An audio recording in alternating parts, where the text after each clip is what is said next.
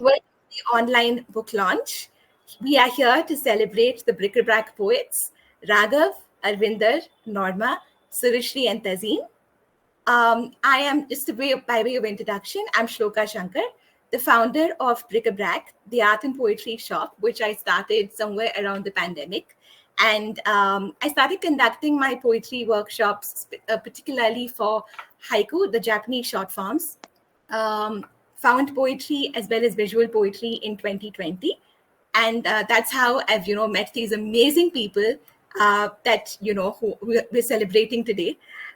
So through workshops and through the Triveni group and some through In Haiku, in the case of Arvinder. And I also run the press called Yavanika, which I co-edit with Robin, who is here. Thank you so much for joining me, Robin, and all of us today. And we released about 11 books this year, out of which 3 were mixed genre titles.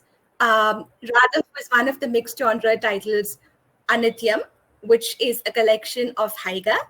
And then, of course, we have the haikai poets represented by Arvinder, Norma, Surashree, and Tazeen. And I think 4 of these 5 poets make their debut. Arvinder is a veteran. She has many titles to her name, but these 4 make their debut, and I'm super proud of them. So we're here to just celebrate their success. And I think Raghav's journey began in May 2021. Norma's began in July 2022. Tazeen started off, I think, last May. And so they're all, somewhere between a year and a year and a half or 2 years into the form. And they've already published their chapbooks, and I couldn't be prouder. So a great job, you guys. And thank you for sticking around and bearing with me, most importantly. And thank you for doing the mentorship sessions. And I think I owe it to all of you that we formed this wonderful community, and just supremely grateful. And thank you for giving me a chance to sort of help you on your publication journey. So with that, I think we can start. So first up is Raghav. I'll just quickly read his bio. Raghav Prashant Sundar is from Chennai, India, and is a manufacturing engineer by profession. Outside of work, he indulges in all things make-believe.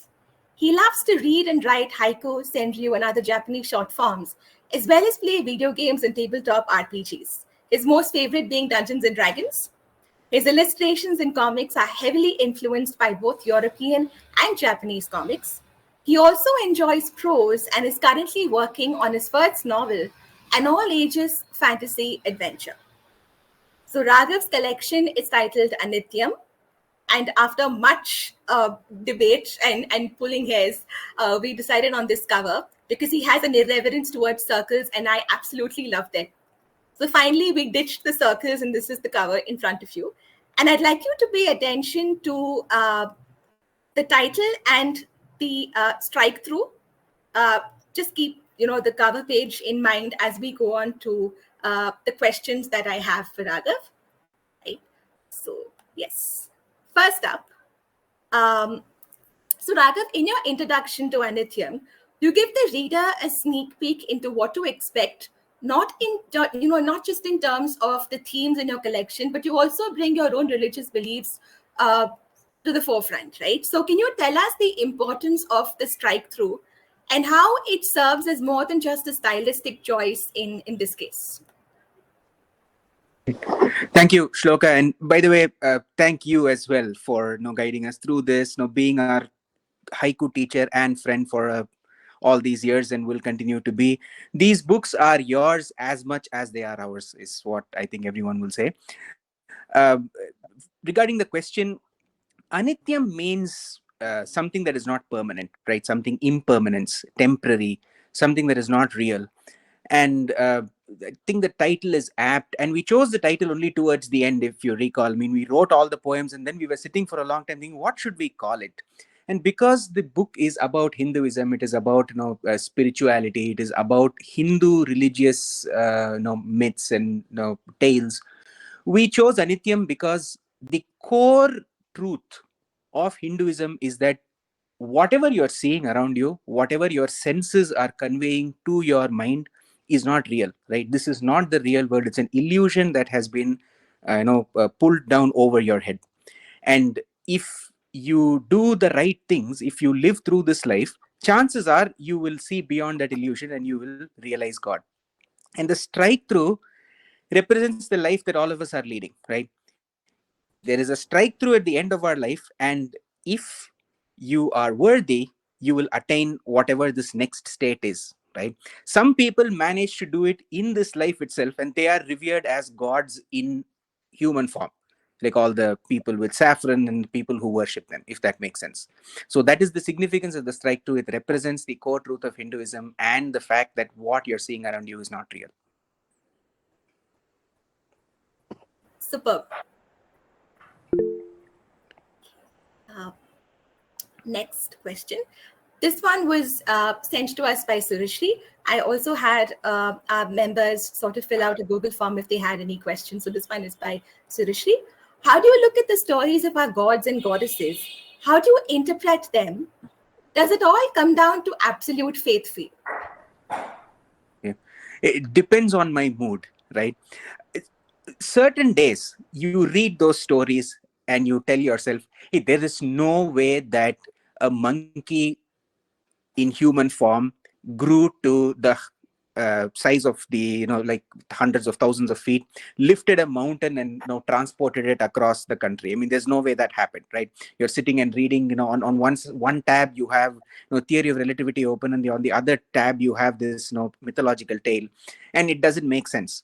But when you are praying and when you are lost in devotion for this higher force, and you're praying to the goddess and you're chanting Hanuman Chalisa and you're going to a Hanuman temple, you say, yeah, of course there was this one divine force that took human form with the head of a monkey, went to Lord Rama to help him on his quest, and when push came to shove and he had to save Rama's brother, this monkey in human form had to go to the Himalayas, lift one mountain and bring it down because he couldn't look for that herb, right? That force is able to do it because we are not that. We are just human and we're not able to do it. But God exists and miracles happen every day if you keep your eyes open. And that is all our tales are full of miracles, right? So it does come down to absolute faith for me, but depends on the time of the day and depends on my mood. I think that's true for most of us. So, most of us, right? Absolutely. Next question.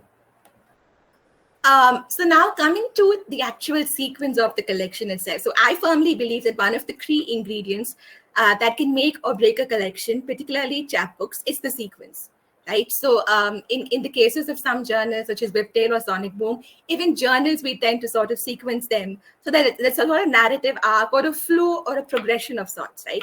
So this progression or narrative arc comes across beautifully in Anithyam. Please tell us how you piece the seemingly unrelated pantheon, the Hindu pantheon, so to speak, together so effortlessly. And also, why did you pick these particular gods and goddesses? Okay.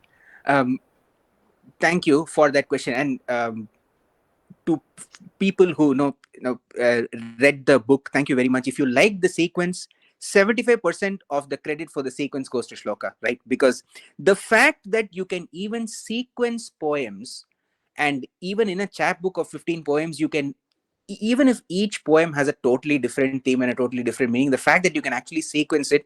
Shloka explained it to me the first time she was talking to me about Sonic Boom, and how now once she finishes choosing all the poems, she has to do sequencing. And I was like, what sequencing? You just put everything in a word file and you save as PDF, right? So no, you have to make sure that it all flows together.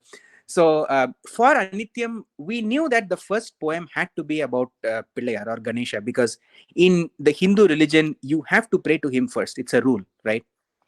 The final poem is about Kalki. Kalki is the avatar that Vishnu will take when the world is going to end. So it seemed apt to end with that poem. The other poems, poem number 2 to 14, right? We wrote all the poems first, and then we grouped all the abstract ones in the beginning. The ones that talk about abstract concepts like a formless divine, like the soul within you. The soul has no form, but somehow you are told that, hey, yes, yes, the soul suddenly took form one day, and that is your God, this blue skinned person who is wearing a king's clothes, right? So we started with the formless divine and eventually came to all the gods that I pray to every day, right? All the different forms of the divine feminine, the Devi, Saraswati, Lakshmi, and we went in order. And then, because in the Hindu pantheon, you look at the formless divine, the divine feminine, which is where everything came from, and then you look at the masculine forms of God, Rama, Krishna, in the order that those avatars were actually born. And eventually we ended with Kalki. So that is what the sequence is all about. It is about the origin of Hinduism itself and the origin of life itself as explained to you by Hinduism. Formless divine, divine feminine, divine masculine, ending with the end of the world. Brilliant, absolutely brilliant. And I wouldn't like completely agree with the 75% because I know that we both sat together and we did like some shifting around. But I think the way one poem spills into the next is breathtaking. It's done so effortlessly. Raghav, take a bow. Like seriously, brilliant. Thank you. Thank Conceptually, you. this is I'm not just being like overly sisterly and affectionate and all lovey-dovey, but honestly, uh, you get these kind of chapbooks once in a while. So well done. All your Asirvadam, Guruji. Oh, please. So next question, coming to your haiga, for those of you who are unfamiliar with Japanese short forms, haiga are typically, illustrations. Traditionally, they were done with sumi paintings, and now you have them paired with photographs, which are also called shahai. And then you also have modern art, which I basically love, and you have collages, etc. So Raghav started off making these illustrations with pen and ink, and then he digitally sort of altered them on Photoshop and inked them and stuff. So yes, coming to your haiga, can you shed light on how you paired each illustration with its corresponding poem? And also tell us about how space, or ma, as we call it in Japanese aesthetics, informs your work. Right. I think regarding how the poems were written, right? They were written with both the words and the picture at the same time, right? When we said that, okay, we wanted, so it began with the God first. Like, for example, the one on the left is about Lord Ram, right? We said that, okay, we have to write a poem about Lord Ram, and let's think of all the iconic imagery from his stories. And one of the most iconic images is his padukas, his slippers that signify his struggle and signify his moral dilemmas in his life. And once we came up with that icon, we had to pair it with something that was very modern, something that was related to our interpretation of looking at him, right? And the whole dharma or adharma is the whole point of the Ramayana, is the whole point of his life. It is what God is trying to teach us through that story, right? So we created the iconography. We then came up with the very small sequence of words like micro poems, and working for all those submissions on Viptile certainly helped with that. Right now, sure, make it as small as possible.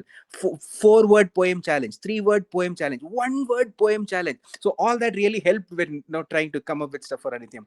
So that's how it all came to be, right? I mean, the slippers are Rama's most important icon, and the chariot is not only one of the most important icons in Hinduism, it is the most important icon in Krishna's life in the Mahabharata, right?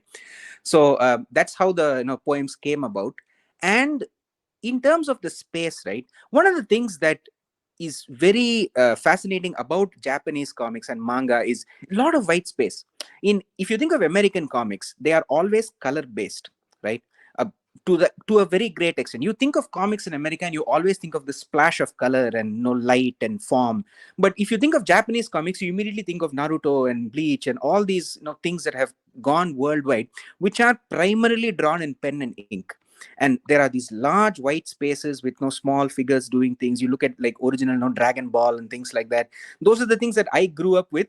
And the impact that was created by having so little on a panel and then suddenly cutting to something that had so much informs, I think, the way I put these small icons in pen and ink together in this large panel with a few words here and there.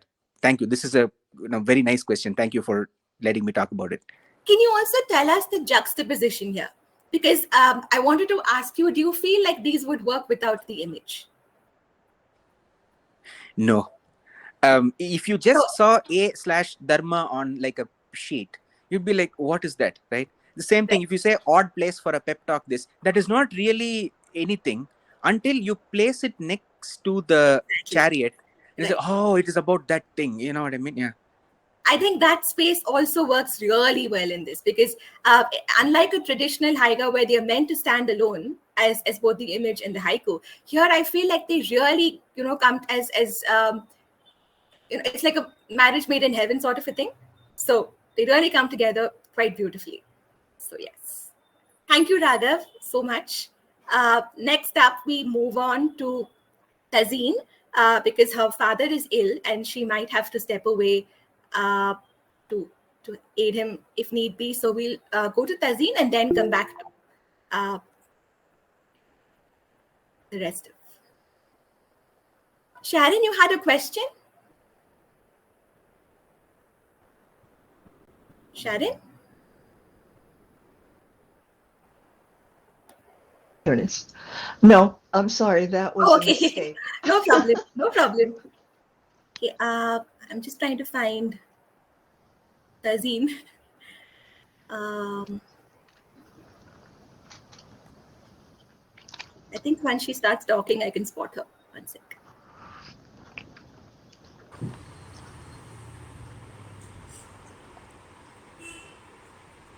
Yes. I just wanted to pin you to the screen, Tazeen. Right. So I'll just quickly read Tazeen's bio. Tazeen Fatma is a poet, hygiene, author, and an engineer from India. She believes in writing with a purpose and likes to pen verses and stories with honest emotions. She is a talkative introvert trying to find her balance while also learning new forms of poetry in recent times. She has been blessed with acceptances from renowned journals worldwide. Okay, and Tazeen's chapbook is titled Fireflies and Umbra. And I'm really glad to have that, she chose my artwork for this. So thank you, Tazeen. It fits quite nicely and snugly. So yes, your first question. Tell us about the intriguing title, Why Umbra? And there's a part two to this. In your work, the tightrope between the anchor and letting go gives it a unique tension. How have you been able to achieve this? As a case in point, I'd like to read out these two poems. Here, every day, Armageddon, evening prayer, I congregate my day. Evening prayer, I congregate my day. Over to you, Tazeen. Is it audible, Shloka?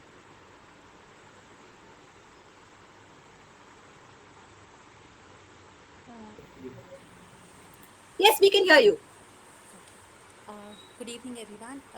Thank you, Shloka, for doing this rescheduling at the last moment. Uh, so, coming back to your question, usually when I write poetry at night, and all the thoughts that come to me, that usually happens at night. So, I think it's not just me; many other people. Art is something like I read a novel by Arundhati Roy, God of Small Things, and she says that thoughts are like bees that come in the evening.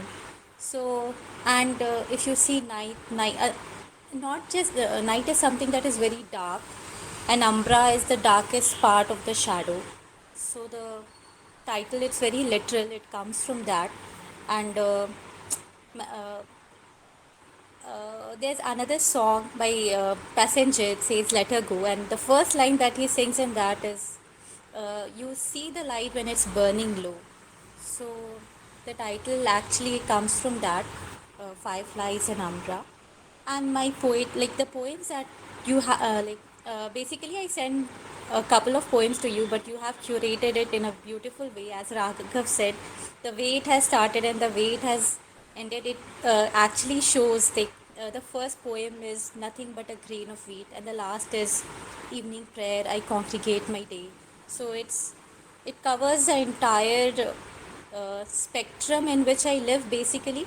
And I think newspaper is form a big part of it. So the first poem, Here Everyday Armageddon, is basically during that time when things were going really bad, and especially for minorities, women, for Dalits. So it was every day there was this feeling that it's the last fight and maybe we'll not be able to take it anymore.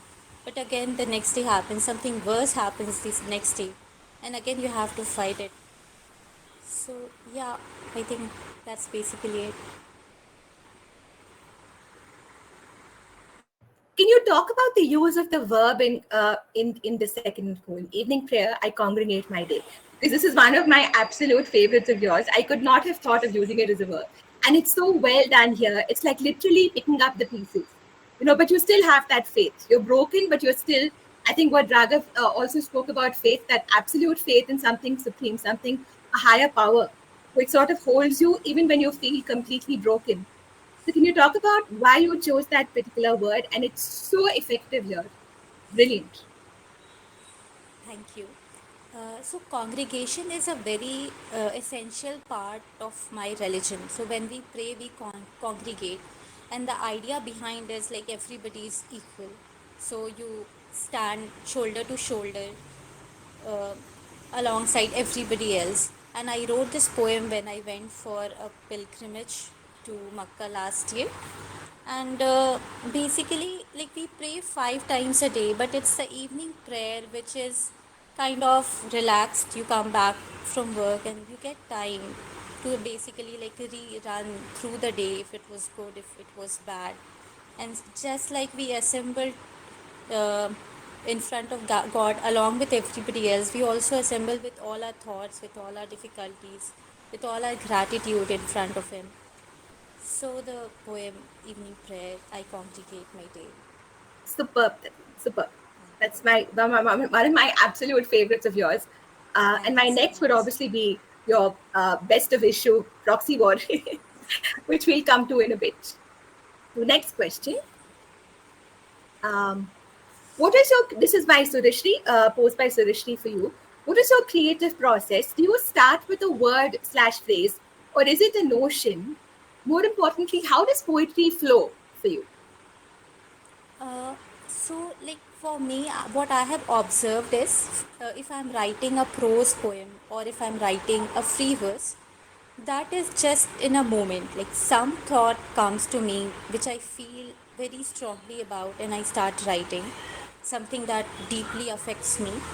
But in case of haiku and its sister forms, it does not just come to me. Like, I have to read a lot. As you have, like, you taught me this when I started writing haiku, that you'll have to read a lot. And I have seen that if I'm not writing haiku for a long time, if I'm for maybe for a month or two as well, if I have to restart, I need to reread, otherwise I won't get it right. So for haiku and its sister forms, it always has, like, I always have to go through other fellow poets work, and then I can uh, basically curate my idea into one single line that will actually work. And the second thing is, like, usually I like to write something that is not just about me, but about some issues that are not being talked about. Like, there are not about the, like, if a person is rich, that those issues are highlighted, but the voice of the marginalized, or even if I'm writing about me, not just me but my community, or as a, like, community in the sense, like, as what a woman faces, what a minority Indian faces. So that is what I try to achieve with my poem, and I think I associate with that more as well. And Tazeen, I also think you start with words and phrases because I think sometimes maybe that holds true for the poem Words Ladder, my struggle with routine word ladder, because sometimes you do have like a kickoff, you have like a jump start with a word or a phrase, and you build on that, right? So I think it's a mix of Yeah, a lot. And for those of you who are unfamiliar with Tazeen sort of oeuvre, she prepared for IAS, the civil services exams, for quite a long time, and so her proximity to sort of the current affairs really also, one of the major I think that sort of fed your work as well, right? So the sort of daily dose of inspiration in terms of, because I remembered in the next slide we'll see examples of that, but I think Surashree meant that also, right? So maybe sometimes a word or a phrase does trigger something in you as yeah. jump. Yeah, awesome. Okay, so next up, um, what does writing genres of the haiku form mean to you? Do you see it as a mirror, or does it come from a place of questions that are central to your worldview? In I think you slightly briefly answered this, but I would like you to focus, tell us a little more in with reference to these three poems. So, Third Culture, I Never Was, of Who's Who Neorealism, Proxy War, Chills at Netflix. Yeah, so as you mentioned, I have already touched upon this topic in the previous slide itself. Uh, but I can start with the third poem, maybe it will give me a better flow.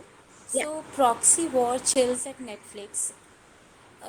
This I wrote because of a um Netflix show that I was watching, and it was a documentary based on what was happening in Brazil.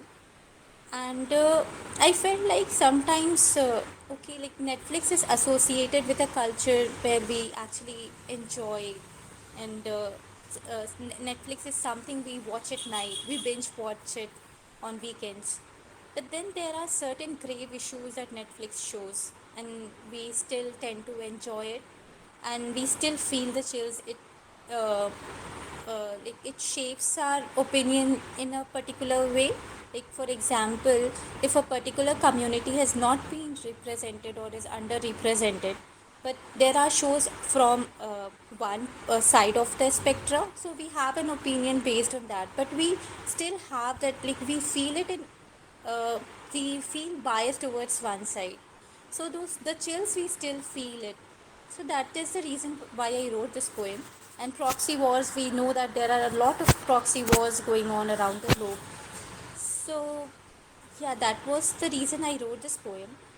If you see the second one of Who's Who Neorealism, so it's like, if you see, it's slightly related to proxy war. Like there are countries who are actually not fighting the war themselves, but they are manipulating, and there are wars going on. And if you see neorealism, it is basically that we do not know who is the enemy, who is the friend. We know that these alliances keep changing.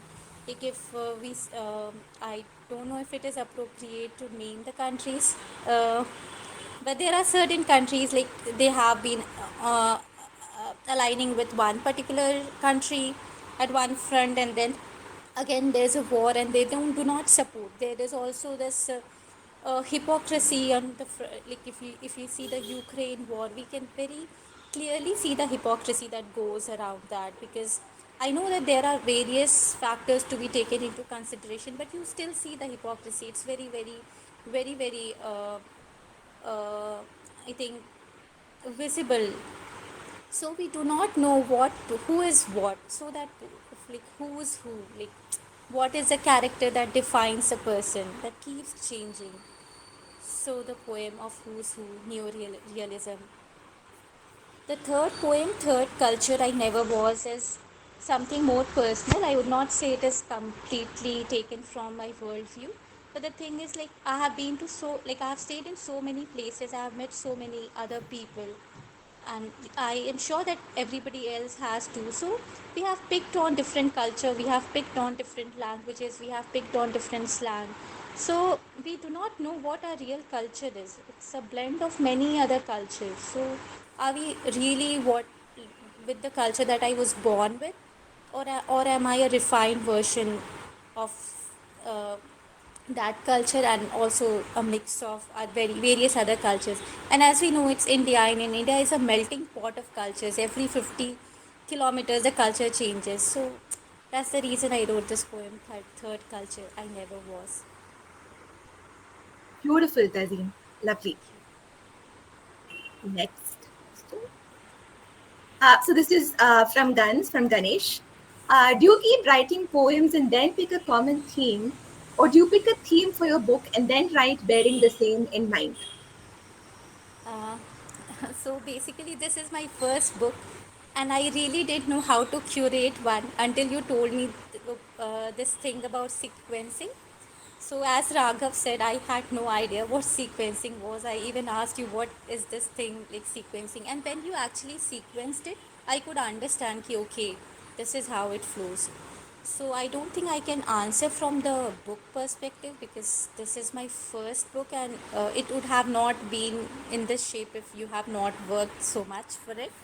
But you So can this is tell us the backstory. So it started off with three main categories, correct? So you had your poems about nature, and then you had your political pieces, and then you had those personal sort of self-reflective pieces, right? So maybe perhaps you can talk about that. So how we sort of brought the things. So I think I would say just write first and then see how they fit in, because I think very rarely do you set out, unless of course you have enough poems about one particular theme or one particular topic, then it's absolutely fine. But if you're just bringing something out subconsciously, almost, like that was the case with my book, because I had work to choose from over like 8 years. And I picked the final sort of 50, and Robin has seen me go through the process a million times, cutting and cutting and cutting and cutting, and finally arriving at the final. So I feel like your voice also changes over the years, and you just have to pick and choose from what still sings to you, what resonates with you. And yeah, so I would sort of see, if I can answer your question, Guns, on behalf of Tazeen, I would say that. So I would say start. But if you have a theme in mind, great, because I think that was the case with Surashree and Arvinder. They had a theme in mind and then they built on it. But for the others, I think it was more organic. Especially you and Norma, I would say organic. So, yes. Thank you, Tazeen, for joining us, and Thank you so much, congratulations. Shloka. Yes. Thank you, everyone. Okay, next up we have Arvinder.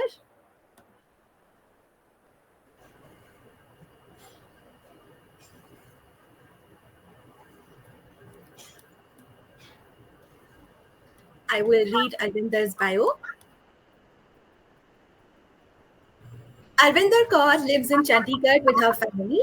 She is the author of Nemulian, written in her mother tongue Punjabi, Dandelion Seeds 2015, a bilingual collection, and Fireflies in the Rubble, published by Red River Press in 2022. She introduced Charita to Hindi and Punjabi readers when she translated Aili's Charita from English, entitled Under Rain Tree. Her translated works also include Amrita and Imrose, In the Times of Love and Longing, 2009, and The Wild Weed, Red River Press, 2022, featuring the selected poems of well-known Punjabi poet Paul Kaur. So, Arvinder's chapbook is titled Rasaspada, and it is a collection of a new kind of haiku, which she has coined the term rare coup. And we'll find out about more about rare coup in the following slides. Okay, so yes. So, Arvinda, your first question would be, what do words mean to you? And how do you achieve a sense of coherence when you use these so-called rare words in Japanese short forms without actually running the risk of sounding derivative or definitional? Hello everyone, and yes, thank you Shloka, all the way, I must say, for the idea started in our chat and in our discussion and all. And although you call me a veteran, but this has been, as far as chapbooks are concerned, this is my first chapbook. And as far as these words are concerned and the Monaco is concerned, it is a first again. So I won't say, I'm really a veteran, perhaps. All these years I was just delving here and there, and I came to Monaco, especially when I met you. I think I have written that in the preface also of this chapbook, and I owe it owe it entirely to you. I have no hesitation in saying that I owe this book to Shloka Shankar. Perhaps she is the one who figures in the. I mean, the only acknowledgement I have for this is Shloka. And coming to the question, the first part: what do words mean to me? I would say, just saying words is a very, as if one is going to the dictionary and, looking them up, something like that. It was not like this for me. Words are, each expression has a story behind it. To me, when I look at it, they tell me a story when I read them. And to be very frank, coming to these words, and after I met you, I must confess, I started reading Sonic Boom and Whiptail very carefully. And I realized that so much of content in there was going over my head, sorry to say. But then it also inspired me. It inspired me to look closely into it. What are they really about? And the kind of language that they are using, some of it was not a part of my vocabulary. So I started experimenting. I started looking for expressions, looking for the images that worked for me. And those images, whenever I came across a word, and I must say it was all internet or whatever you may call it, whenever I came across a word that I had not heard before, and it appealed to my sensibility as a poet, if I may call myself that, if it appealed to my sensibility, the image, I sort of tried to say what I really wanted to say. Some of the poems in this collection, they came very spontaneously. Some of them I did work upon, I would say. And that's all. I mean, they are not derivative or definitional for me, because in them I saw the images that I wanted to tell my readers, that I wanted to convey to my readers. And they might find it very intriguing, some of them. Of course, there are very learned readers also. I have given a glossary for those who want to look up. But invariably, anyone who knows me even a little bit would know that they are all the images that are close to my heart. Of course, they are conveyed in expressions that are a little offbeat, I would say. And that is how Rare Coup was born, from haiku to Rare Coup. Yeah, that's it. Amazing. Absolutely amazing. Thank you. Your next question, this is sort of like a part 2 of what I posted Raghav also earlier. Some of the poems in your were originally published, as Haiga, but the final chapbook is a collection of well-crafted monoku. Do you think it is always necessary for the poem and image to work as standalone pieces? I just thought I'd like your take on this. So this was in collaboration with another member of our community, Aishwarya. She did the artwork, the digital artwork, and this one is a digital painting of mine, which was with which we paired this. So this poem reads, "Everywhere this inner self, drapetomania. Everywhere this inner self, drapetomania." And this one reads, "Distant horizons, a lifetime of Tosca. Distant horizons, a lifetime of Tosca? I would come to the question straight away and say that perhaps my take is exactly opposite to that of Raghav's. He says, no, they don't work individually. For me, each poem has to speak to the reader by itself. I mean, it should need no crutches. That is my take on it. Sometimes, people say that if it was not written for, like, these days there is a great fashion of writing on prompts. Okay, so I also write on prompts, and I write so much on prompts almost every time Haiku Foundation at the Haiku Dialogue comes up with a prompt, I try to write it, much to the displeasure of Shloka also, because she keeps on saying there's no need to write every time and there is no need to be published. But over the years, somehow, I have developed this habit and I try to work upon that. So for me, and I also, whenever I write on a prompt, I try and see if the prompt was not there, would my reader understand this poem and know it for its worth? And if I find that it is not doing its bit, I completely trash it. So as I said earlier, these the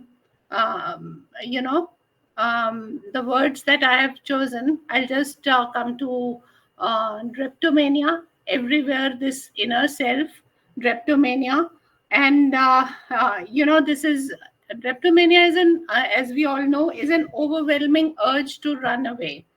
Now, maybe not in the negative sense, and I thought the inner self was a very good was juxtaposing the running away thing so much. So that is how perhaps it occurred to me, especially the title poem of this chapbook. And as you say, I think, Shloka, you have given the answer yourself to all these things, that you evolve and you find your voice. You keep on, it's not just one voice, especially for haiku poets. And that also I have learned from you, not to be repetitive, but not completely learned. I still go on being repetitive. But anyway, one can write only about the images that are close to your heart. So that's about it. So I that's what I do. But for me, picture and the poem should have the power to stand alone. Right. Great. Wonderful. Thank you. And the last question. From traditional haiku to rare-ko, how would you describe your journey as a learning experience? And if you could tell us a little about the title of the poem. The river, the raindrop, and I, Rasasvada. Yes. Yes, this poem is somehow, I don't know, it was maybe lingering in my mind, and it was, somehow it just came to the surface. It was maybe deep in my inner conscience somewhere, and it was due to some reading or some interaction or what. So the river, the raindrop, and I, Rasasvad. So matlab, it was the last word, which is the title of the poem, Rasasvad, is means pure bliss. So I look at it as bliss, and maybe sometime, in one of my outings, I must have looked at a river in which rain was falling. So it is like getting one with the elements. That is what was in my mind. I have not worked on this poem. It was very spontaneous. And as far as the first part of this question is concerned, from traditional to rare-ko, I would not say that I will go on repeating rare-ko, although I would love others to experiment it. Not everyone is as lucky you start something and people start picking it up, like the poet who has invented Ailey, who has invented Charita and Jemban and all these things, and poets all over the world are writing. But uh, I don't think I'm that lucky. However, I would love others also to try Rerku. As far as traditional haiku is concerned, Shloka, and I still love it. I love it very much, and I still write it because there is a kind of ambience in traditional haiku. There is that cool touch, as if somebody has kept a calming hand on the forehead. That is what I'm not saying rare ku or monoku is not that. It is what goes into your heart, what goes straight, what touches you.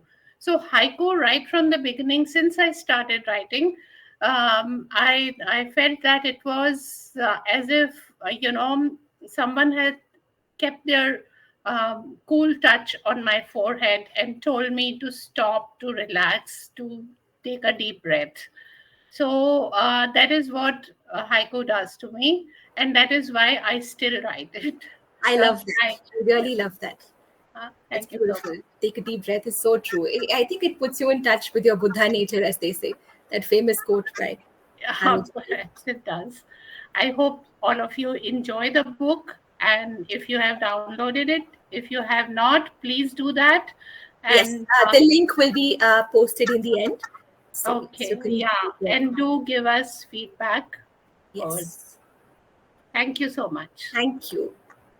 Next up, we have Norma. So 1 second, I will spotlight Norma. Norma, you can unmute yourself. Hi. I definitely believe in miracles because this girl in North Carolina and who grew up in the Bronx in Manhattan is here with all of you is truly a miracle. And just having met you, Shloka, is a miracle. Oh my goodness, Norma, big hug to you. Big, big, big hug. So I'd like to first read Norma's bio. So Norma Bradley is a poet and multimedia visual artist. As a visiting artist, she worked in schools, hospitals, and rehabilitation centers for 30 years and participated in the distinguished NC State Visiting Artist Program. Norma was a former director of education for Handmade in America that helped integrate the arts in school curriculum. She started writing poems at the age of 15 and never stopped. Haiku and its many forms are inspiring her recent expression. So Norma's chapbook is titled While the Lily Blooms. And this lovely cover image was provided to us by an artist called Tiffany Shaw Diaz. So yes, I just thought I'd share a word about the cover. And Norma, your first question is for you is, the themes in your chapbook are centered around the passage of time as seen in the sequence where it starts and ends with winter, interwoven skillfully with familial sentiments such as the dua, a form created by Aili, moon, stars, dreams, my many cousins. Moon, stars, dreams, my many cousins. I'd like to ask you, how did you achieve this balance? Oh, that's a miracle too, because I have no idea how I achieve the balance. My work is very organic. But I will say that for most of my life, I felt a little bit of an imbalance because my family were all from the Ukraine and my ancestors. And we always thought that all of them had died, that none of them were able to escape. And so recently, my children gave me 23andMe as a Christmas present. And I have found that I have many cousins. And so there's really feels like there's a balance now. And that's what this poem is really about. It's about prayer, it's about hope. And I always turn to nature for healing, for answers, for no answers, just for comfort. So that's really, it's my gratitude for finding these cousins. Amazing, absolutely amazing. Thank you, Norma.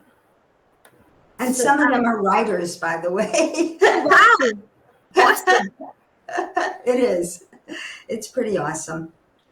So like you just mentioned, in fact, my next question sort of, you segued into that quite beautifully. Your use of Kigo especially is quite exceptional, and your poems have a definite freshness of expression to them that sort of encapsulate, like you said, the healing powers of nature. As an Ikebana artist, are you inspired to write haiku using flowers? Do they sort of come more naturally to you? For example, we have these 3 poems, which I'd like, of course, with many others in the book as well. There's one about roses, and there's also the title of the lily. So, shoots of narcissus, snow moon. Shoots of narcissus, snow moon. Wild violets, a gift of the unseen. Wild violets, a gift of the unseen. A field of strength, dogwood blossoms. A field of strength, dogwood blossoms. Yes. So I mentioned that I grew up in the Bronx. And in the Bronx, I grew up in a city with concrete and blacktop. And the only time I was able to really see a tree was to go to a park, which I did. And I had to take a bus to the park. So at a certain point in my life, my parents left the city in the summer because it was so hot. And we went upstate New York. So the contrast of the concrete and the blacktop and being in nature was so strong. And I think it's still with me, you know? And so I watch nature closely, and just seeing those little shoots come up in the wintertime, you know, when they're popping through the earth, and especially through snow, just always inspires me. It's a feeling of hope, really. And also just seeing wild violets or anything wild. It's like, what a gift. Like, how did that get there? You know, that's where did that come from? You know, God or wherever. That's where it's from. So that's what that was about. And just seeing dogwood blossoms, seeing hundreds or thousands of dogwood blossoms in bloom all at one time is just powerful and strong. And so that always stays with me. My process being very organic, but I'm really enjoying seeing them in print. I have to tell you, this is so lovely, and I love the sequencing that you did for the whole book. It's quite wonderful. Thank you. Thank you, Norma. Thank you so much. And I think it comes, so would you like to tell us about, you also being an Ikebana artist and how you've done exhibits? Oh, yeah. Well, in Ikebana, you appreciate every bud, every flower, every stem, its root, whatever you're using. And so I think it's just such a perfect match with haiku and with my Buddhist practice of really appreciating the moment, being mindful of what you're seeing. And so it all works so naturally together for me that it just, they blended to one another. They're almost this, I feel like when I'm doing an Ikebana arrangement, I'm writing haiku. And when I'm writing haiku, I'm doing an Ikebana arrangement. There's no separation. Wow, that is so beautiful. That truly is so beautiful. Okay. The next question for you. So the title of Monoko recently received a Touchstone nomination by Whiptail. One of the co-editors is present with us, Robin. So congratulations on that. Please tell us how this piece came into being and what made you think of using the parentheses. So I'd like to read the poem for all of you. While the clouds turn into rain, the lily blooms. While the clouds turn into rain, the lily blooms. Thank you.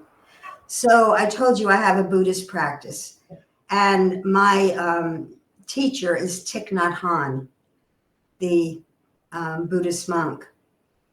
And he always talks about the full cycle of life and death, of how that process just unfolds into one another. And he often gives the example of clouds, how clouds turn into rain. And of course, we know rain nurtures the earth. And so it's that full cycle of life.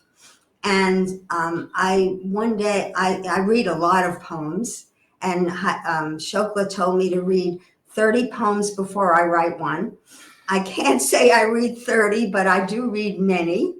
And I just saw the parenthesis used, and it just happened naturally. I mean, it was not even really a plan. But what I like about it is that both while the lily blooms, the clouds turn into rain. It all works well it works well separately, and it works well together. And I think that's what I liked so much about this, for sure. I like how it visually looks too. There's something visual that I find very satisfying, rather than a comma or even other punctuation. I just like it. Robin, would you like to unmute and tell us what you meant by frog in the whole poem? So there's something that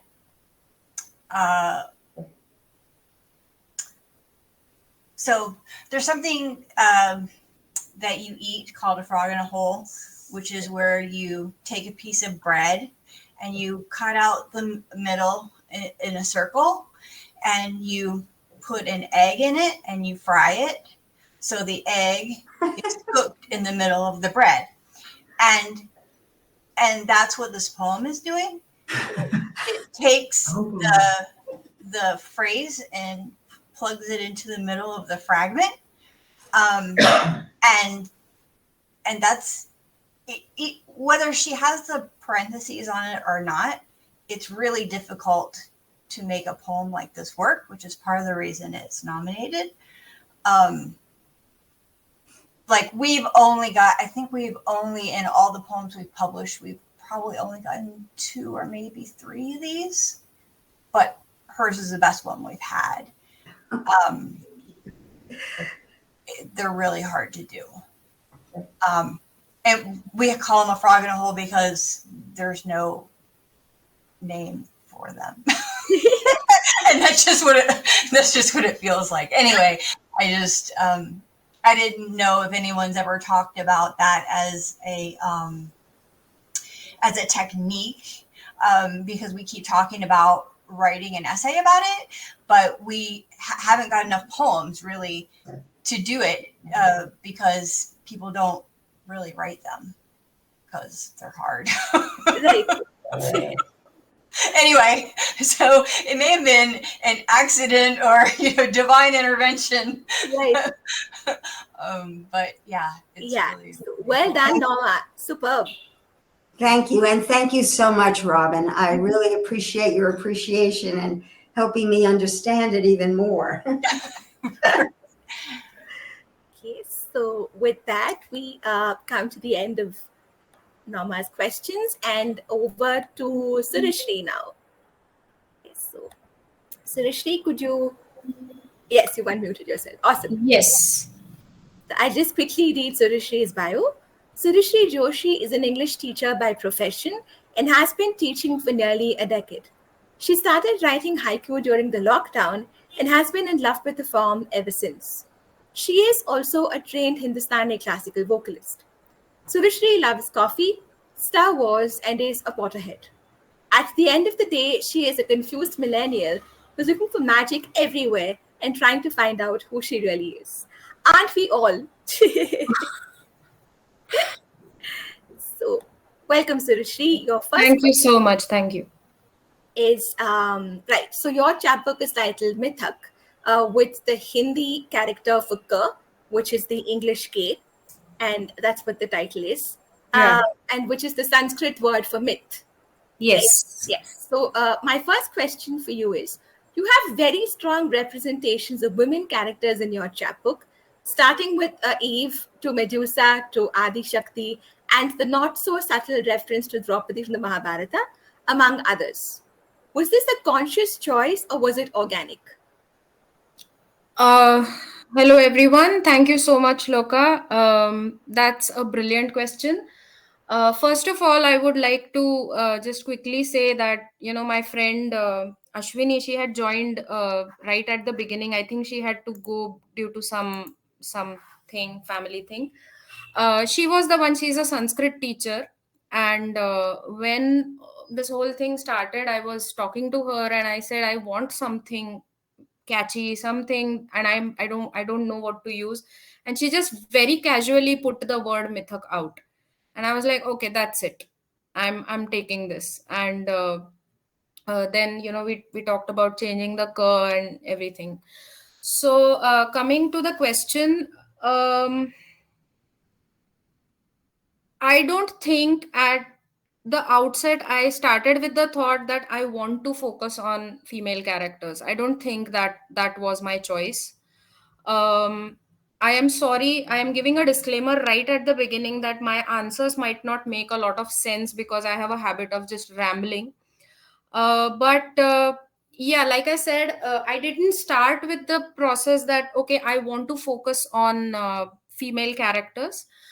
It's just that I think it's more about the story that, has a hook in me, rather than just XYZ character. So whenever, if, say I'm reading Mahabharata, or if I'm reading stories of Ramayana or whatever, I think it is more about the story rather than the character.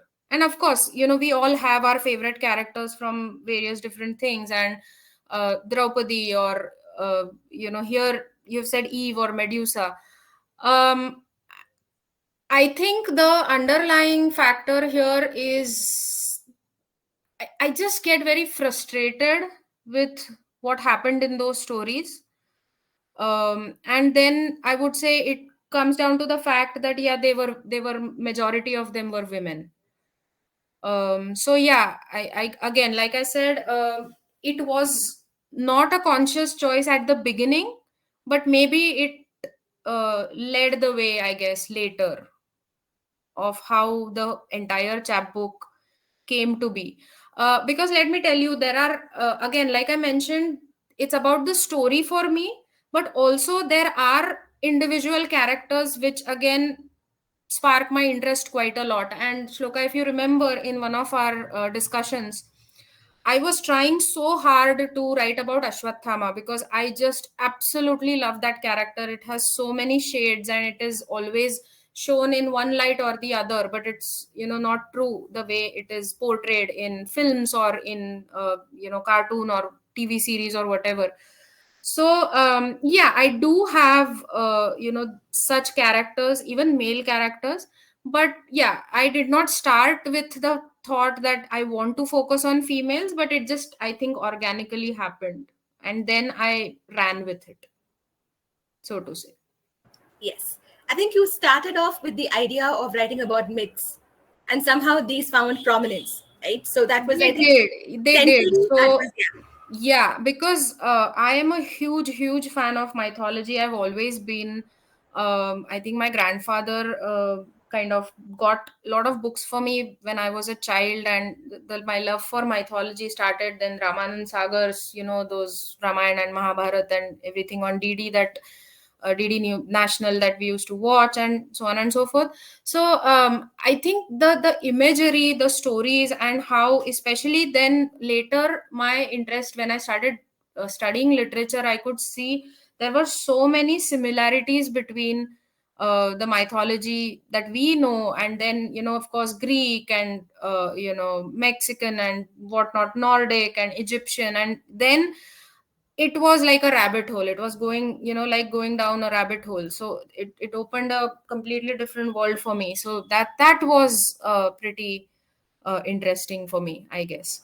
So I guess, like, because you have mentioned Eve here, one of the poems is about the coin toss, rigged coin toss, and Pandora and Eve. So I think very subconsciously I do look for connections, similarities, in situations maybe, or characteristics or flaws or whatever it is. So I think, yeah, it's a that makes it sing for me, I guess, the stories. Perfect. Yeah. Your next question. How did you envision reinterpreting these age-old myths through a contemporary lens? There is a quiet rage in your poems that challenges the status quo. It is a rage that is articulate, unapologetic, and sure of itself. How do you perceive this rage as an artist, as a writer? So this one, Shobana and I sort of co-wrote this, so she's here with us. Hi, Shobana. And as a case in point, I'd like to read this particular poem, which really stood out and was also one of the poems we shared as an example piece from the book in our posters. So, just another notch in the bedpost of patriarchy, Ahalya. Just another notch in the bedpost of patriarchy, Ahalya. Right. That's a brilliant question. Thank you, Shloka. Thank you, Shobana, so much. I would like to talk about the second part of the question first. So, I was talking to my cousin just before our launch started, and I showed her this question, and she's like, this is a brilliant question. And then she said, but don't you think that, I think almost every, she of course said, I don't want to generalize, but she said that almost every female writer, whether she's a poet, whether she's a reporter, and she works in media, so she said that I think all of us have that rage in us, don't we? It's not quite violent maybe, or it comes out in different forms, but I think we all of us have rage, because of the frustrations, because of patriarchy, because of the injustice. There are so many little things that we need to take care of. So that made sense to me a lot. And coming to the like talking about this particular poem, just another notch in the bedpost of patriarchy, Ahalya. Ahalya's story from Ramayana is always told from this perspective that I remember one of the, I'm sorry, I'm going to go in circles a little bit, but I remember one of the first interpretations, I was very young when I heard, was like, she was so virtuous and she was so good and everything, and still she was punished. So think twice before acting bad or acting out or doing something bad, because even bad people, like good people and virtuous people, get punished. So how are the bad going to be treated? And I was like, really, that's what you're taking from this? And then when I started reading more, of course, I remember I was in Crossword a couple of years ago, and there is this book, I don't remember the book, I don't remember the author, but I remember the interpretation of the scene where Gautam Rishi comes back from his daily bath and prayers and whatever, and finds Ahalya in bed with an imposter who is Indra, we all know. So it is always shown that she like prostrates herself on the ground and she weeps and cries and says, oh my dear husband, I thought it was you, and I gave myself over to you and everything, he fooled me. And then Gautam Rishi, in fit of anger, he anyway turns her into stone. But that author had turned the script where Ahalya gets up from the ground and says, yeah, I knew that it was Indra in your form, and why shouldn't I enjoy him? Because you are an old sage. So my father just married me off to this old man who I'm managing the ashram for him, I'm managing his students, and I'm managing everything for him. What about me? And then someone had written commentary on it that Ahalya's example it's a prime example where she was first betrayed by her father, then by her husband, then by Indra, who was lusting after her, and then even for salvation or even for coming out of the curse, she needed a man. So is this what you are portraying to the Indian society or everyone who's reading that story, that women cannot survive without a man, or good or bad, you need a man. And that dichotomy, I think, of Madonna and the whore, or you're either a victim or a villain when it comes to women characters, I think. Yeah, so I guess that is what makes me really angry. And the rage is quiet. Yes, it is very quiet, because again, that might come from the fact that I have seen a lot of loud temper tantrums, and I realized that if you want to go like stand against that, you need to be firm, but there's no way that you can increase your volume, because the other person always has a greater capacity to increase their volume, sort of. That has happened in my case, of course. So when you are articulate and unapologetic, that rage it's very cold blooded, sort of. And when someone mentioned this to me once, and I was so happy that, oh, finally, I think so. Yeah, so interpreting and okay, sorry, coming back to the first part, envision reinterpreting these age old myths, they are still so relevant, right? I mean, that's the true mark of any story or any writing, what we call as classic.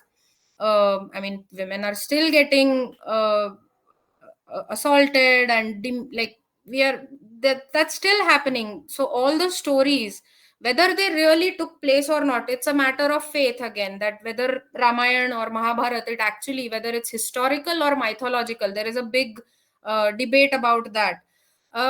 I am somewhat on the fence, where whether it is true or not, but I always take the gist of the moral of the story or anything. But if you have this rich kind of everything in front of you, yeah, I mean, we've still not learned from what we are supposed to learn from this. So it was actually fun and not that far-fetched for me to like connect the myths to the contemporary, sort of.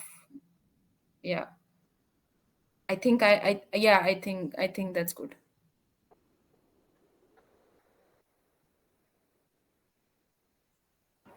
Sorry, did I accidentally close the presentation? No, it's still there. Okay. Sorry. Okay, I think I forgot to. I unpinned it accidentally. Okay. Did you see the showering of hearts in claps? I did. Excellently answered. Thank you for so that. much. Yeah. So this one again comes from Shobna, and I added the poem because this is one of my favorites from the book. Your work as a classical singer and that of a hygiene, one art that carries the form over many lengths and the other that draws it back. Tell us how they work on you. And this is Okay. the poem, Messiah, only if you become your own. Messiah, only if you become your own. This gives me goosebumps every single time. So, yeah. Yeah, again, Shobna, wonderful question. My God, thank you so much. I mean, I would love to just pick your brain about how to ask questions also. That's amazing. We should do that together. We should do that, definitely. Yeah, see, the thing is that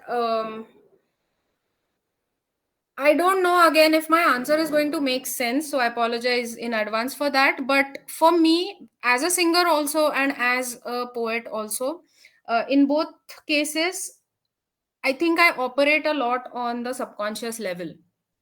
I might sound completely delusional when I say that often when I'm on stage, if I'm singing, if I have practiced well for that particular concert or whatever, and if I'm writing, and if my senses are kind of highly tuned or whatever, I do believe in that principle that the universe operates through you. You are just a medium at the end of the day. So it is quite interesting for me how I interpret music, how I interpret the poetry. And yes, I mean, for it's perfect. Like I said, it's a brilliant question, because when I sing, I'm reaching it, I'm giving it out. And that's why, what interests me is when the music is over, what I return to is poetry. I don't know if it makes sense. It does. It does. Because I remember in one of the literature classes when we were doing contemporary literature and criticism and all that, how, it's whether it's autobiographical or not, and so on and so forth. So after, and particularly after reading Eliot's essay of tradition and individual talent, which spoke to me on at such a level that I came home, I talked to my guru about it because it applied to music also. But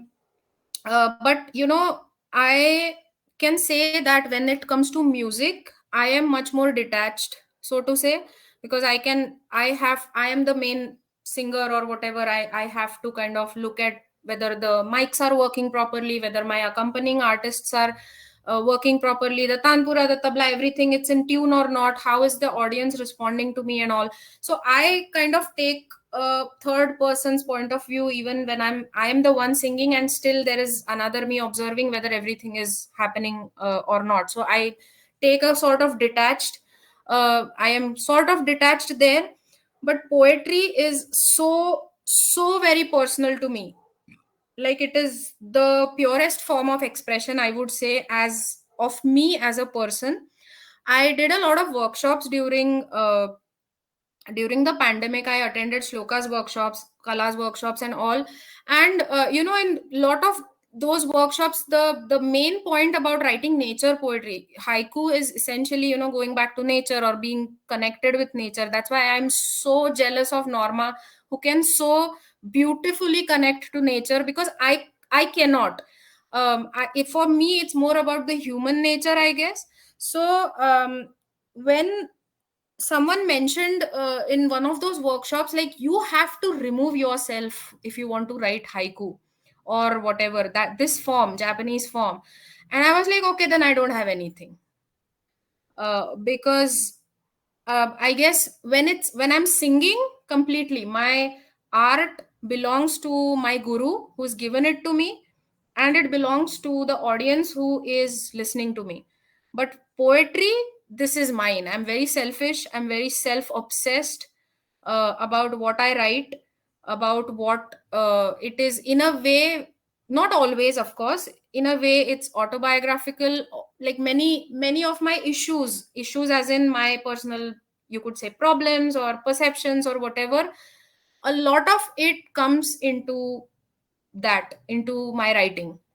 So I think at an early stage, this was because I couldn't talk to anyone, because I had no one to share. I started writing, and that became an outlet for me for my early, I guess, teen years, or even when I was growing up. Even today, of course, I send lengthy voice notes to Shloka and waste her time. But at one point, it was all about poetry. So yeah, it is absolutely. My music doesn't belong to me, but my poetry does. And I'm happy with this equation. I'm absolutely thrilled about this equation, and I am. I'm okay if I'm not evolved enough to, completely, like, give away my poetry. Maybe it will happen in the next 25 years. I'm ready to wait. That's fine. I'm just sharing the link to the eBooks. This is the link, and you can check it out. We have all 4 books, the Haikai books, available as a bundle at 25% off. You can get that. And Raghav's book is also available under our mixed genre title. So if you haven't already downloaded your copy, please, and if you've liked what you've seen today, please do support our authors in the press. So if, anybody has anything, any last words to share? Thank you, Chidu, for being... yes, Robin, yes. Oh, I just wanted to say congratulations to everyone, because I was dumbfounded by how amazing everything was. But it's Thank you so much, Robin.